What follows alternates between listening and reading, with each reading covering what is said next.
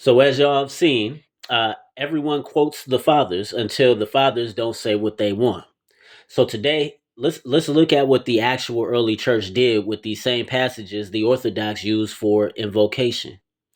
First, there's Hebrews 12. It says, "We've come to the assembly of the firstborn, and the spirits of the righteous made perfect." It's beautiful, right? But the early church never treated that as permission to address the dead.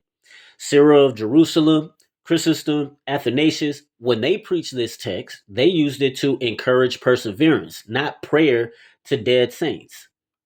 The communion of saints was a reality, but ritual was not. Revelation shows heavenly beings presenting prayers, but the fathers didn't turn that into a liturgical practice. Origen, Hippolytus, and even later Augustine all read these scenes as symbolic of Christ's mediation. It wasn't a model for contacting heavenly figures. The incense it is the prayers of the saints or the church, but it's not a hotline to dead believers.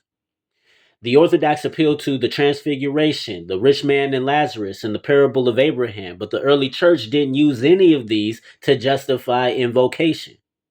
They used them to teach Christ's glory, the reality of judgment, and the comfort of God's presence. Never once do they say, therefore, pray to Moses.